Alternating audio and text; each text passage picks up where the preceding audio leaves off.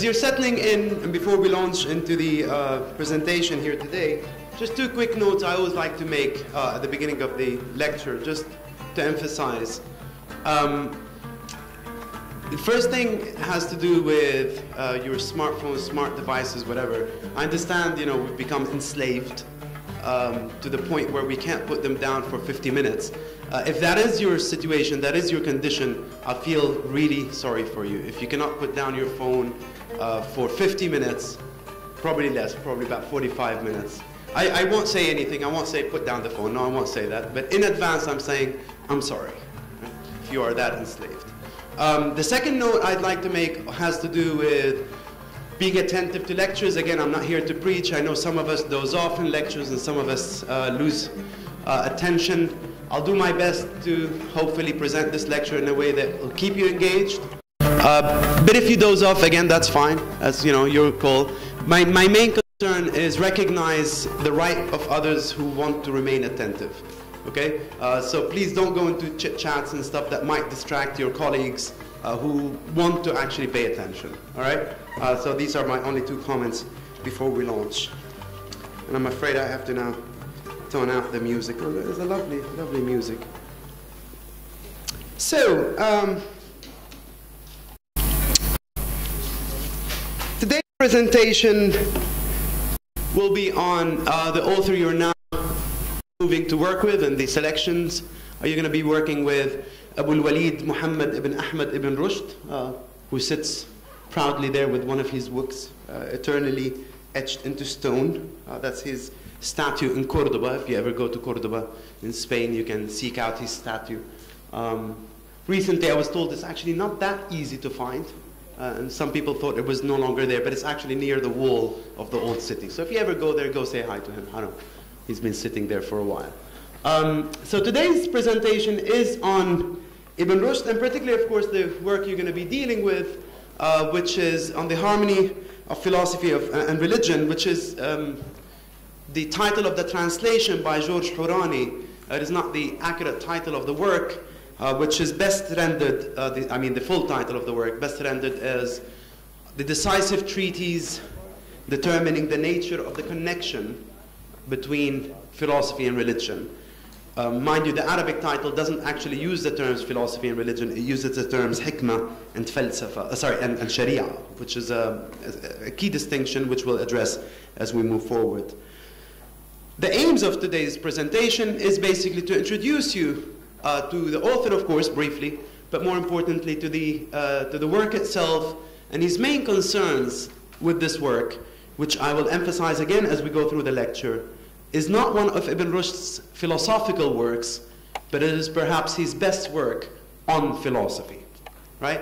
The text you're reading from Ibn Rushd is his text in which he discusses the place and role of falsafa, the place and role of philosophy within a monotheistic context, rather than his own philosophy. His own philosophy, one would need to go to other of his works.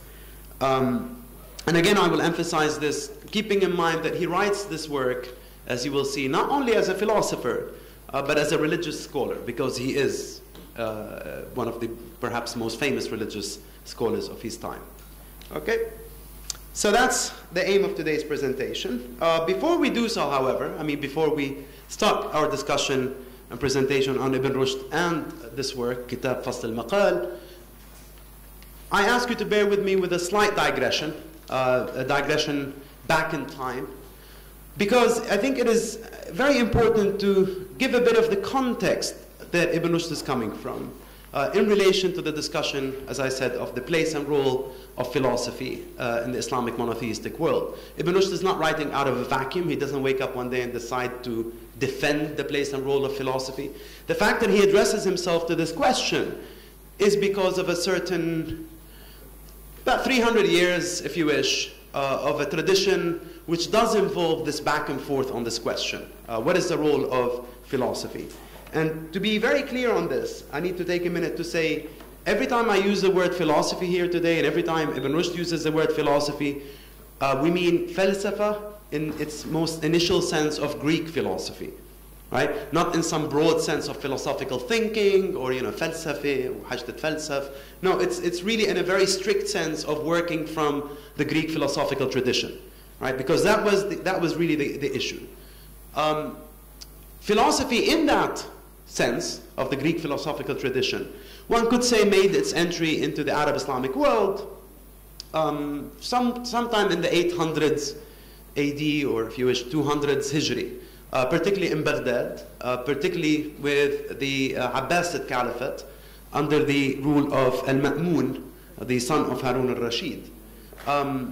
It makes its entry initially through translation movements, very solid translation movements, and here we mean the translation of the Greek works into Arabic, normally through Syriac, right? Already there was much going on in terms of translation and study of the Greek philosophical corpus, pre-Islamic, right, within Christendom. And I'm sure you've already encountered Augustine and Augustine's reference to Greek philosophy, whether Plato or Neoplatonism or etc. So the study was already there. The translation, the interest in translation was already there. But there's a particular increase in that interest that goes on in this era or epoch we're here addressing, which is the early 9th century in Baghdad, where we have really a surge in translation movement, a surge in the interest in study of translations of the Greek texts and sciences, not only philosophy, sciences, as well as not only the Greek, but also the Indo-Persian traditions, right? So there was a general interest in this, which goes from translation to much more than translation. It goes into interpretation, and then it goes further into presenting philosophical systems and philosophical ideas, which, if you wish, are homegrown, presented by figures of the Arab Islamic tradition itself. One could say, perhaps, that it's not a surprise that there was this surge of in interest in translation and studying, because as the Arab Islamic Empire expanded, and if you're familiar with the history, it expanded pretty fast. It began to encompass many new peoples and worldviews.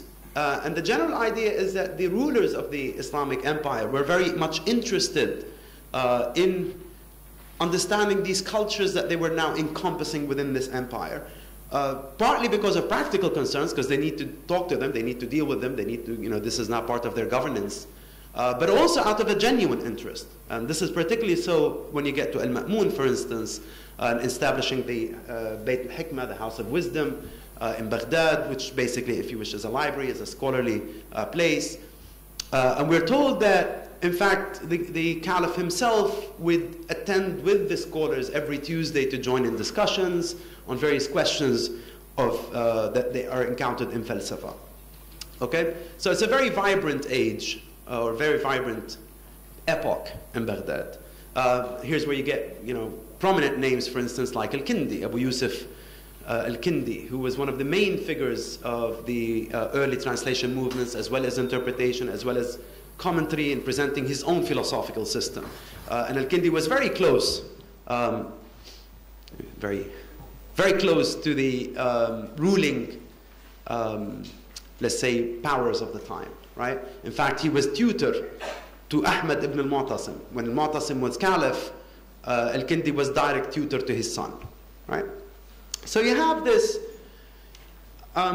direct support, if you wish, from the political powers for the study, translation of Philosopher, not as something other than or apart from religious studies and theology, but in fact it was taken to be, this is definitely, for instance, what Al-Kindi says, it was taken to be the tool that could help us best address and understand our theological and religious worldview, right? So in many ways there was a natural coexistence that developed between this rational tradition, or this, I should say, this tradition which rooted itself in rational discourse as brought out from the Greek sciences and philosophy, a natural harmony between that on the one hand and the theological sciences or ilm al-kalam on the other hand, for some, of course, not for all.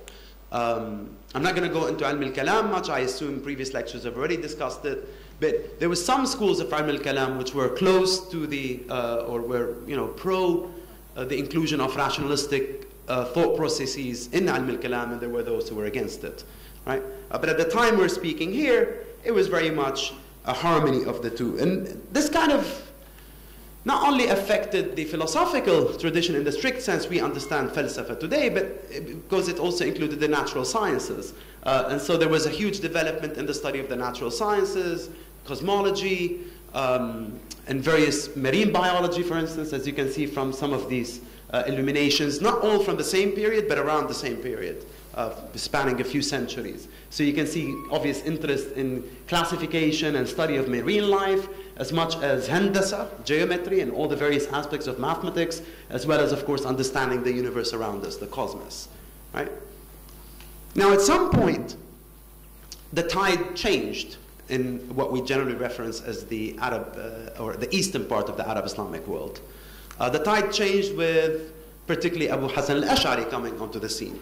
And Abu Hassan al-Ash'ari was himself a Mu'tazila. Now, the Mu'tazila is a school of theological thought, Ilm al-Kalam, which were pro the rationalistic approaches.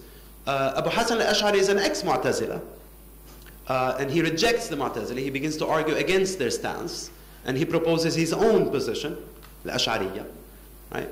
Of which you have encountered al-Ghazali, right? So many would suggest that with al-Ghazali, you have the defeat of the philosophical tradition or the philosophical prominence in the Arab East. I maintain the question mark because I don't know how really simple it is when we speak about these historical events. What does it even mean to say the defeat of philosophical thought? But that's generally taken to be the position, that sometime around the 10th century, particularly the 11th century with al-Ghazali, you find the decline and the defeat of the rationalistic philosophical tradition in the Arab East.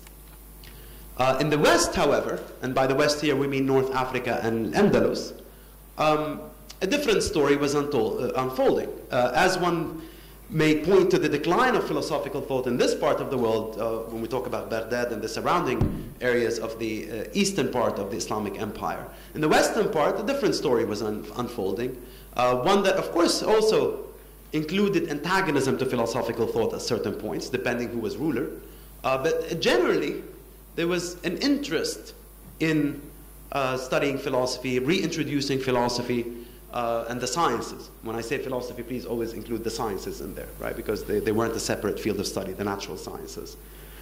To the point that one speaks about, 11th century, 12th century Spain, or Andalus and North Africa, al-Maghrib, as becoming the counterpart of what Baghdad used to be, right? So in fact, you find the golden age of the study of philosophical thought and traditions going on there. Directly, again, supported by the ruling powers. Abu Yusuf Yaqub and Abu Yaqub Yusuf. These are the two main figures around that area. You can easily get those names confused. But basically, one is the son of the other, right? That's usually how you do genealogy. And they were directly sponsoring, literally, the study of Philosopher and natural sciences in a very similar way that Al-Ma'mun al-Muntasir were doing so in Baghdad earlier. In fact, part of their vision in Al-Andalus was to rival the heyday of Baghdad. They wanted to defeat, they wanted to be even better, right? And so, for instance, they established their own version of Bayt al-Hikmah, like the one that was initially established in Baghdad. And at one point, it is reputed that Bayt al-Hikmah, in terms of translations and manuscripts and books, in the modern sense of, not really books, but manuscripts, they had over 400,000 manuscripts between translations and original studies. And when you're thinking 12th century, that's an immense number of manuscripts. They had people bringing manuscripts from all over the known Arab Islamic world. Part of it, of course, was political. I don't know if you're familiar, but basically if you wish, the caliphate or the emirate that was established in Andalus and Maghrib al-Arabi, these are the remnants of the Umayyads who were defeated earlier by the Abbasids, right? And so these remnants of the Umayyads wanted to establish something in that part of the world which would rival the Arab East. And if we accept that philosophy in the Arab Islamic East was declining, that was certainly not the story that was going on this other part of the world. It was certainly a golden age, so to speak. I don't know if you like that term, golden age, but we speak about the golden age of Baghdad. You can also speak about the golden age of Al-Andalus. And many prominent figures came up, many prominent names came up in that epoch, right? 12th century, 13th century. most notable of which are, we normally mention Ibn Bajjah, Ibn Tufayl, and Ibn Rushd. Right? Are you familiar with Ibn Tufayl, any of you, by the way? It's a shame. Ibn Tufayl, unfortunately, like happens a lot in history, most of his works are lost. We know a lot about him, but we don't know a lot about his works. One of his works remains. Maybe if I say that, maybe you're familiar. Hayy ibn Yaqdhan? Yes, whoa, okay, great. Fantastic. So Hayy ibn Yaqdhan is Ibn Tufayl's most famous work, which is a brilliant work in terms of its philosophical emphasis, because the story there is basically is about a human child. I'm not going to give you the whole story. It's really lovely. It influences stories like Tarzan later on, by the way, and many others, Rudyard Kipling and others. It's basically a story about a human child who is brought up by animals on an island, and though without human community, though brought up by animals on the island, he attains full actualization of his intellect, right? And through that, he attains full knowledge of the divine and all questions related to the divine without revelation, right? And that's the point that Ibn Tufayl was emphasizing, the role of philosophy. I only mention him because Ibn Rushd was introduced to the court in Cordoba through Ibn Tufayl, right? Now, Ibn Rushd himself comes from a prominent family, but he was not part of the court. And I want to mention how serious the ruling elites of the time were about bringing in philosopher and scientists, right? They literally had something like, nowadays you would talk about football clubs, they have them scouts, right? Who would scout out new talent. And Ibn Tufayl was a scout. So whenever he'd recognize an up-and-coming philosopher or an up-and-coming alim, they'd really literally like invite them to be sponsored to do their studies. And this is a time when Ibn Tufayl was writing Hayy ibn Yaqdhan. And the ruler of the time was trying to read and comprehend Aristotle, and he found Aristotle a bit difficult. Right? And Aristotle is a bit difficult. So he asks Ibn Tufayl if he would be willing to write a commentary that would help his study of Aristotle. No, this is the ruler, right? So you see the political elite engaging in the study of philosophy. Since Ibn Tufayl was engaged in writing his most brilliant work, he says, well, actually, I don't really have much time to do that now, but I know someone who can. And so he introduces Ibn Rushd to Abu Yusuf Yaqub, and he says, he's the one who can. He's brilliant. And so this is how Ibn Rushd becomes a prominent figure within the circle of the court of the time, and he is commissioned to write brilliant commentaries on Aristotle, which become a great reference, not only for his times, but for many, many centuries later on in the West, certainly. And later we speak about the Averroists, the followers of Ibn Rushd, particularly in Paris, later on in the medieval era. So this is a time, as we said, that is very pro the study of philosophy, both for its own sake, but also in as far as it may help address certain questions of revelation. And the work you're reading from Ibn Rushd is precisely that, right? What is the role of philosophy in terms of addressing questions related to faith and religion, right? And this is why the title of the work, as I said accurately, is the decisive treatise determining the connection, right? What connection there is between philosophy and religion. Good? So who is our author, Abu Walid? I'm not a big fan of biographies these days. You can find them anywhere. I just want to focus on a couple of points there. He comes, as I said already, from a prominent family of jurists. He becomes himself a qadi, and when we say he is a judge, please remember this is not civil law, right? This is religious law, so qadi shara, right? So he's very much immersed in the study of theology, very much immersed in the study of shara, okay? And in fact, at one point, he's qadi qudat, Cordoba, right? So he's chief judge, okay? But also, of course, clearly a brilliant student of philosophy, brilliant writer in philosophy. In fact, he dabbled in most things like many at the time. It's not really, when you say philosophy, it's not a particular field, right? It's an open thing. For instance, he even has works critiquing the Ptolemaic theory of the universe, for instance, and the planets and Earth and whatnot, as well as, of course, works in Aristotelian philosophy, as we said. He was also doctor, physician to the court, which was also a common thing at the time. Philosopher and medicine were very closely connected. Okay? So, when we read Ibn Rushd's decisive treatise, keep this in mind. Keep in mind, this isn't just a philosopher. Right? This isn't someone who's concerned with defending philosophy because he's a philosopher.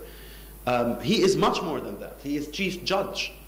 And so his concern, and you'll see this in the text itself, his concern with the question of the role and place of philosophy within an Islamic monotheistic worldview is the concern of a jurist, is the concern of a qadi. Right? He approaches the question not from his perspective as philosopher, but from his perspective as a Muslim qadi, as a Muslim judge. Once he can address that question, then you'll see a bit of the philosopher coming up, certainly. Right? But his initial stance is a stance of a religious scholar. For various reasons, he falls from grace in 1195, and something similar seems to take place in Al-Andalus that had already taken place a few centuries earlier in Baghdad.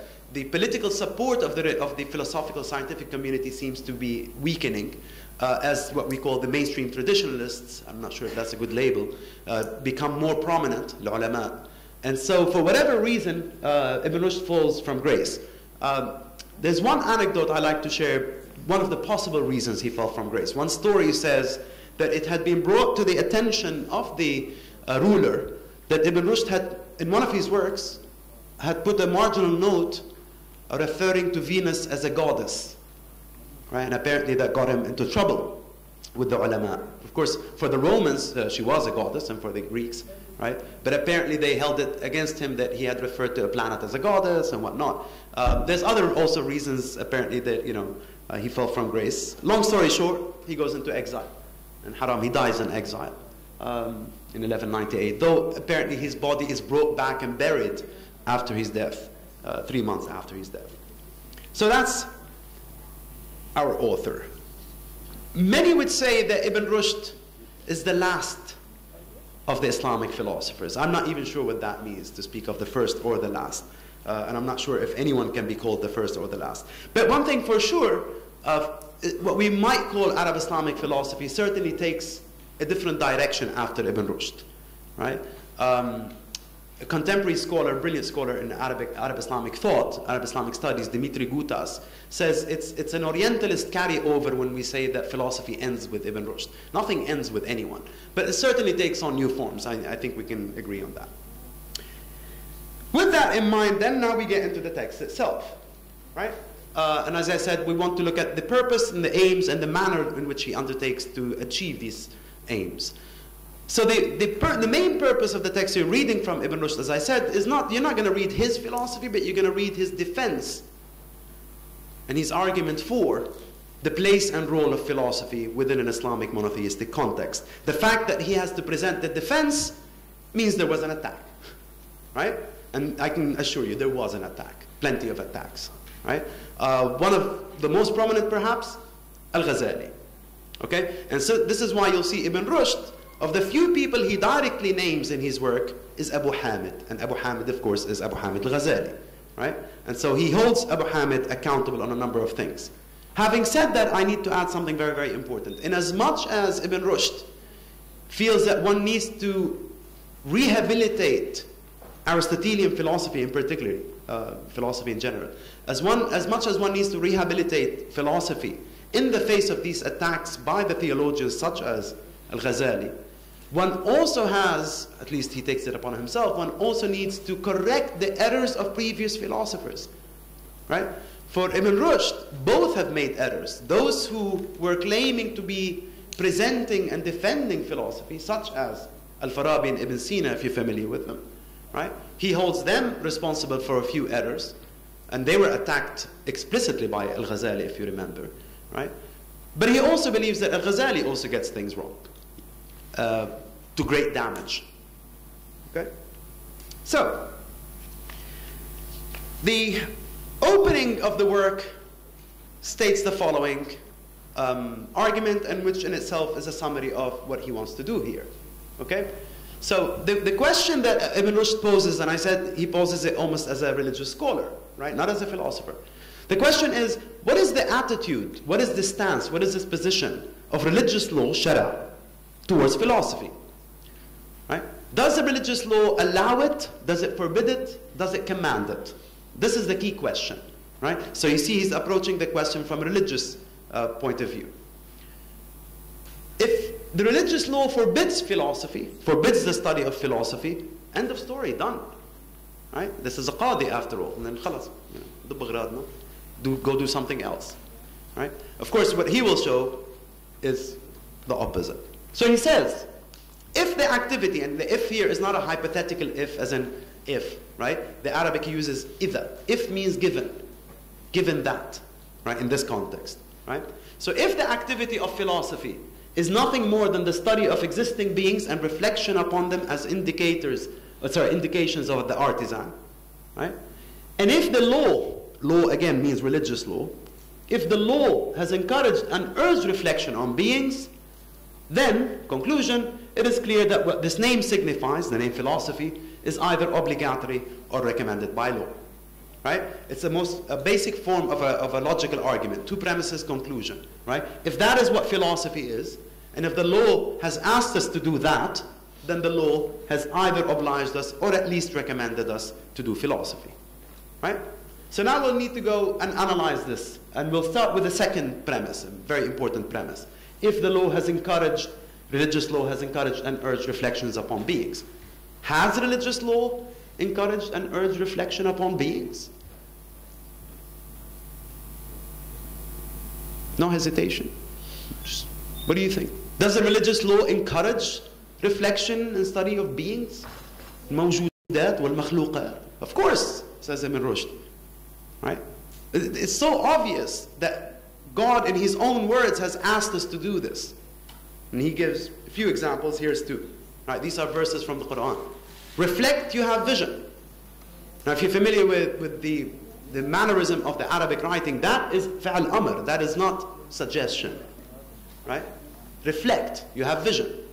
Right? Here's another verse he mentions. Have they not studied the kingdom of the heavens and the earth and whatever things God has created? This is more of a suggestion. Have they not?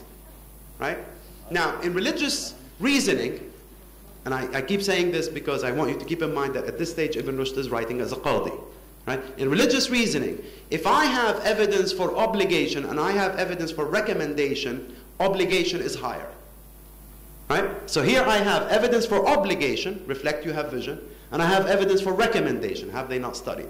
In this case, we are obliged to study. Right? It's not only suggestion, like traffic lights in Lebanon, there is suggestion. Right? This is not a suggestion. Right? You need to do this. Great. But all Ibn Rushd has shown so far is that God has asked us to reflect upon beings. شو خص الفلسفة؟ وين جبت لي إياها? Right? So now the next stage, he has to show how that has direct implications on the question of whether we should be doing philosophy. So God has asked us to reflect. Fine. What is reflection? Abu al-Walid. Reflection is nothing more than inference and drawing out the unknown from the known. And since this is reasoning, reflection, or at any rate done by reasoning, therefore we are under an obligation to carry our study of beings by intellectual reasoning. Right? So the first we showed that God obliges us to study beings. Then we showed that the study of beings, or the reflection of beings, involves intellectual reasoning. Therefore we are called upon to use intellectual reasoning in our study of beings. And when you're called upon to use something, you are called upon to use the highest form of it. And the highest form of intellectual reasoning is demonstrative reasoning, al-qiyas al-aqli. Right? In other words, to do logical reasoning. Does that make sense? Yeah? If one is to do demonstrative reasoning, qiyas aqli, or logical reasoning, one needs to understand what that is. It's a science. Have any of you taken philosophy to 11? No? Okay. I'm not recommending you do. I'm just, okay, you have, right? So that's what he means. Okay? It is a science. It has rules, it has premises, methods, right? Modus ponens, remember this? Okay. Right? So it's basic. What does it mean when we say philosophical reasoning or demonstrative reasoning, right? It's not, we all think, I hope. Huh? It's a method of thinking. It's like when we say mathematical reasoning. Right? You begin with axioms and you deduce new things from them. Right? Demonstrative reasoning also has its own axioms. One of the most basic axioms. You couldn't think without it. The law of impossible contradiction. Are you familiar with it? Right? Another way of saying it, something cannot be itself and not itself at the same time. Right? It is not possible to even begin to think without such a principle. Right? Another way of saying it, something cannot be itself and not itself at the same time. Right? It is not possible to even begin to think without such a principle. Okay? So if we're called upon to use our intellectual reasoning, eventually we're called upon to understand the methods of reasoning, the rules of reasoning, what distinguishes a valid argument from an invalid argument, a sound argument from a not so sound argument, what are the premises, what are the conclusions. It's a science, which means I need to study the books that have been written in this field. And guess who's written them? Well, chiefly Aristotle, amongst others. Right? So I go from reflect, you have vision, to, ooh, I need to study the books of Aristotle. Good? And this is very important, he says, because in all arts, no one starts from scratch. If you want to do mathematics, you don't start from ground zero. You look what has been really done in mathematics, and you build on that.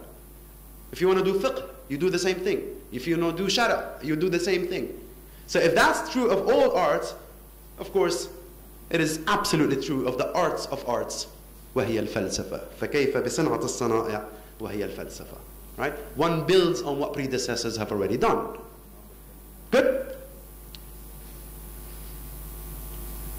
So now we can present a summary of this. How do we go from the law, or God has asked us to reflect upon beings, to a conclusion which may weigh heavy on your hearts, that we have to study philosophy? This is essentially what Ibn Rushd's argument is. We start with the law obliges us to the study of beings and reflection upon them. Great. Right? But to do that, as we said, that's only possible through intellectual reasoning. That's only possible through demonstrative reasoning. Which means I need to go back and study the books of those who have set down the rules and the methods, and the proper rules and methods of demonstrative reasoning. Once I've done that, I'm at point 5 now. Once I've done that, I've gained the skill. Now I can go and study beings and reflect upon them. But like with any other art, no one starts from ground zero. You start what's already been done. So this means one has to study what those before us have done in this field, the study of beings, just like in any other field. Therefore, conclusion, the law obliges us to study philosophy. Not recommends. It's no longer a recommendation or a suggestion. It's an obligation. Right? The law, divine word, God's word. It's a very heavy commandment, if you wish. So should we all now immerse ourselves in the study of philosophy so as to, live up to one of God's commandments? And that is certainly not Ibn Rushd's conclusion. Right? That is certainly not Ibn Rushd's conclusion. Because, like with anything else, which is commanded in religious theology or sharia, those that are commanded are those who can. Right? So for instance, if you think about fasting, we're talking about the Islamic context here. Of course, you can think of any monotheistic context. But particularly here, since Ibn Rushd is talking about the Islamic context. If you think about fasting or prayer or pilgrimage, yeah, those are obligatory to those who can. Now, if you can't, it's fine. Right? So likewise, don't think this is any different. This is obligatory for those who have two natural qualities. Right? Natural intelligence and religious integrity and moral virtue. Right? Now here he does something very clever. He goes from presenting and defending the place and role of philosophy and why we need it, to attacking those who would stop you from fulfilling this commandment. Because again, religiously, if there is a commandment by God and somebody is stopping you from fulfilling it, they're very much in the wrong. Right? It's like somebody trying to forbid you from praying, for instance. So here he turns around and he says, therefore, whoever forbids the study of them being the books of philosophy, whoever forbids the study of them to anyone who is fit to study them. So now you see the qualification, right? Someone who is fit to study them, i.e. unites two qualities, natural intelligence, al-fitra, and religious integrity and moral virtue, is blocking people from the door by which the law summons them to the knowledge of God. And such an act, forbidding people from the study of philosophy, is the extreme of ignorance and estrangement from God, the Exalted. Of course, this is a huge latchi to Al-Ghazali. Huh? I mean, he has someone in mind when he's saying this. All right? Of course, he anticipates, this is in the first few pages of your readings. And once he's set this down, once he's shown that the law commands the study of philosophy, now, as a great thinker and philosopher, he can anticipate counter-arguments. And of course, he does a very good job at that. Right? Because he's both a qadi and a philosopher. So having shown this, now he anticipates various counter-arguments. The most obvious of which is, how can you say that the law commands the study of philosophy when philosophy can clearly lead you into errors? Right? How can the law command the study of something which can lead you away from God? Now, of course, this is something like Al-Ghazali was saying, and others, of course. Right? Do you remember the 3 counts of unbelief that Al-Ghazali charges the Philosopher with? Yes, he says, I have 20 counts, but 17 are fine. The 3 counts of unbelief are very important. According to Al-Ghazali, the Philosopher commit unbelief because they claim... No? You haven't covered Al-Ghazali yet? Oh. Sorry? Okay, so I'll fill in the gaps then. So Al-Ghazali claims that the Philosopher commit unbelief because they claim the world is eternal, not created. This is something you can read in Al-Farabi and Ibn Sina, for instance. Right? So here's philosophy leading to a conclusion which clearly contradicts revelation. So how can Ibn Rushd say, the law commands me the study of philosophy if philosophy is going to lead me away from truth? Right? And Ibn Rushd's response is very central, and I need you to really pay attention to it and keep it in mind. He says, when we make such an argument, we've missed a very important distinction, a very important philosophical distinction, which unfortunately Abu Hamid may not be familiar with. And that is the distinction between essential qualities and accidental qualities. Any of you familiar with this terminology? It's fine. Right, we can cover all of that in 30 seconds, of course. You're sitting on dark navy blue chairs, right? Is that color an essential quality of that chair? You don't know what essential means, but you know it's not. Why? What makes you say it's not an essential quality? Right. Very good. Right? So I can change the color and it'll still be a chair. Right? So an essential quality is something which is essential to that thing to be that. Right? If I were immortal, I think I'm not. If I were immortal, I wouldn't be human because mortality is an essential attribute of our humanity. Okay? Now let's come back to the error discussion. So Al-Ghazali and others, of course, we don't want to put all the blame on Al-Ghazali, haram, but he was outspoken. Al-Ghazali and others say that falsafa leads to errors. Now Ibn Rushd is saying, but those errors are not essential to philosophy, they're accidental. Right? In other words, it's not an essential attribute. And he gives a great example, drinking water. If I'm drinking water and I choke and die, does that mean water is deadly? Do you want to stop everyone now from drinking water? Of course not. It may happen, but it's not an essential quality of water that it kills. On the other hand, if I'm drinking poison and I die, that's kind of not surprising, because poison is meant to be deadly, right? How do you relate this to the question of philosophy? Students and practitioners of philosophy may commit errors, certainly, but that's not in philosophy. That's in this person or the practice or the method, right? And guess what? Ulama could also commit errors. Do you want to stop ilm al-kalam?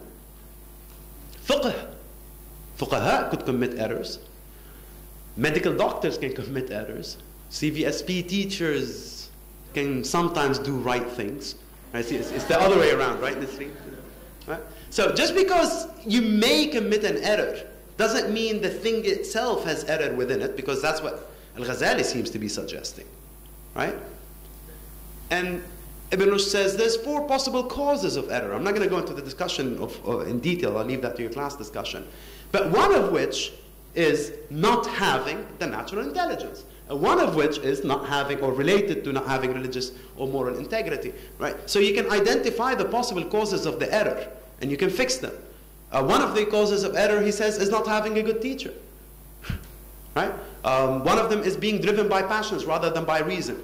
Right? Imagine I'm like a fanatic Platonist and I will do whatever to defend Plato. Right? That's what we call, arguing back from the conclusion. I want Plato to be right, and so I'll do whatever it takes to prove he's right. Yes, of course I'm going to go into bad philosophy then, but this is true of anything. Good? Likewise, one could make the claim that you are saying that religious law is commanding us to use something which is pre-Islamic, because falsafa is pre-Islamic, right? It's Greek. Not only is it pre-Islamic, those dudes are pagans. They don't even believe in what we believe. How can I take something from them and use it? That's just weird. Again, I invite you to look at, I invite you to look at Ibn Rushd's response. I'm not going to go into the details. Suffice it to say that when we speak about natural intelligence here, and when we speak about, it is important to understand that there are certain errors that arise out of certain capacities. Okay? And Ibn Rushd is basically saying different people have different natural intellectual capacities. Right? Some people can grasp demonstrative arguments, can grasp logical reasoning, and some can't. And that's fine.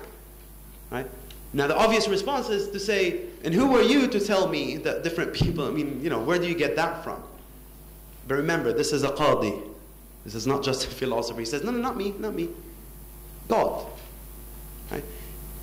In his own words, God clearly suggests there are three different ways one comes to tasdeeq, to assent. Right? And this is the verse he references. Summon to the way of your Lord by wisdom and by good preaching, and debate with them in the most effective manner. He says this verse clearly suggests, this verse which was addressed to the Prophet, clearly suggests that people can be called to the righteous path, right, to the way of the Lord, using three methods: wisdom, preaching, debate. Right? So some people respond better to demonstrative reasoning, wisdom. Some people to preaching, right? Maw'idah, right? And some people to debate. وَجَادِلْهُمْ بِالَّتِي هِيَ أَحْسَنُ. Good? So he says there's clear textual evidence that different people respond differently, and therefore those who have the capacity to respond to wisdom must follow the path of wisdom. And those who don't have the capacity must not. It's okay if they don't. They should not. Right? Because when we said earlier, what is reflection? It is inferring the unknown from the known, right? This requires interpretation, ta'wil. And ta'wil means you move beyond the literal meaning of the text and you go to the inner meaning, right? But to do that, at least for Ibn Rushd, if I'm looking at a verse and I'm saying, all right, what's the rational truth behind this verse? If I want to go to the depth of it, I have to give up the literal meaning in order to get to the real meaning, the inner meaning, right? Now, if I don't have the capacity to understand the inner meaning, and I've given up the literal meaning, what am I left with?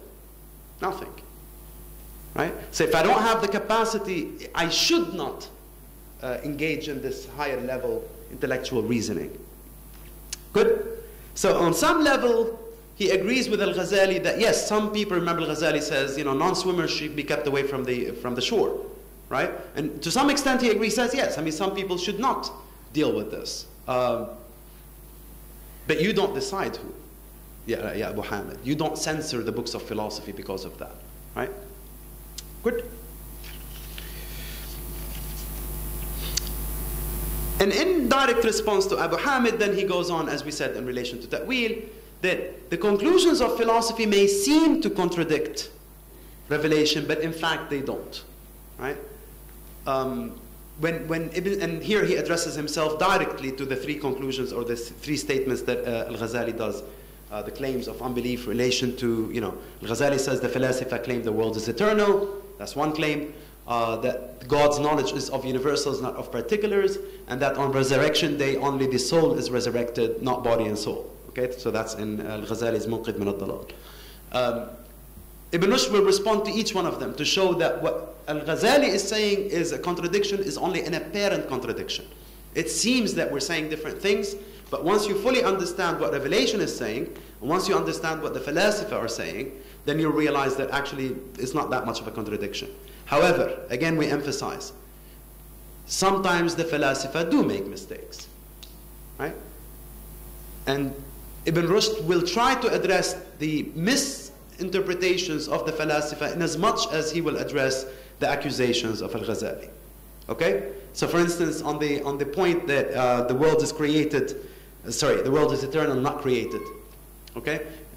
Do pay attention to how he addresses that. He says, really technically it's neither nor. You can look at it from both perspectives. Right? But I won't say much more on that. Not with the time we have. Good. So, long story short, because of this, Ibn Rushd insists that we should really not place, and this is where he kind of has something against what some of not all, some of al-Farabi's works and some of Ibn Sina's works. Because we have these various intellectual capacities, we should not discuss demonstrative matters in public books, right? They should be discussed in demonstrative books, their own place. Right? And again, that's kind of al-Ghazali's mistake, that he opens up in a book accessible to the public, he opens up debates on falsafa and kufr, because that's the word he uses, al-Ghazali. So we really should not be addressing demonstrative matters in public works. But wait a minute, what is Ibn Rushd doing? Right? Ibn Rushd is explicitly saying the questions of demonstrative reasoning and debate should not be addressed in a public work. But to a large extent, this is a public work. As I said, this is not one of his works on philosophy. This is work defending the place and role of philosophy from more or less a Qadi Shara perspective. Right? So why would he say we shouldn't address these issues and then address them? And the obvious defense, one from myself, one from him directly. One, he doesn't actually address them. Right? He only addresses things which are already public. And that's why I said don't expect to see his philosophy in this text. But you will see him definitely addressing the place and role in philosophy. More centrally, sorry, I'm just skipping. Right? More centrally, as he says himself, if it were not for the publicity given to the matter and to these questions which we have discussed, we should not have permitted ourselves to write a word on the subject, and we should not have had to make excuses for doing so to the interpretative scholars, because the proper place to discuss these questions is in demonstrative books. Right? Now, the proper place, not because I know something I don't want you to know. Remember, this is not about a monopoly on knowledge. Right? Simply because even if I put it down in a public work, it's going to lead you astray. It's going to confuse you. You as a believer. Right? Because if you really think we're claiming the world is eternal, you go around thinking the world is eternal, that's a problem. And if you really think we're saying there's no real heaven and hell, that's a problem, monotheistically. Right? So we'll confine these discussions to their proper place. Okay? And basically this conclusion has to do with the background that I started with today's presentation. Ibn Rushd is writing this text, as I said, not in response to local events of his time. It's not like something was happening in Cordoba or in Andalus around that era that he was responding to. He's responding to a debate that's been going on for hundreds of years, right? All the way back to Al-Kindi, when the first movement started in Baghdad. In one of Al-Kindi's works, his book on first philosophy, Al-Kindi explicitly addresses those who want to oppose the use of philosophy. So this debate has been going on for a while. And by the time of Ibn Rushd, I think, I may be wrong, Ibn Rushd is starting to feel that the side of philosophy may be about to lose the battle. Right? And so he's writing this, you can sense in his text and other texts, he's writing this with quite a sense of urgency. He's very concerned. And he's mostly concerned, and I need to emphasize this as, in my conclusion here, he's mostly concerned not about philosophy, don't get him wrong. He's concerned about religion. Because for Ibn Rushd, the proper understanding of revelation, the proper understanding of what God has revealed is only possible through the tools of philosophy. If I'm attacking the tools of philosophy, I am attacking the proper path towards understanding revelation. Does that make sense? Likewise, if I'm abusing philosophy, then I'm abusing revelation. And this is one of the concluding paragraphs which I'll leave you with for further consideration. He writes, and here you can sense the tone of urgency that he's sensing. Right? He says, our soul is in the utmost sorrow and pain by reason of the evil fancies and perverted beliefs which have infiltrated religion, and particularly such afflictions as have happened at the hands of people who claim an affinity to philosophy. Right?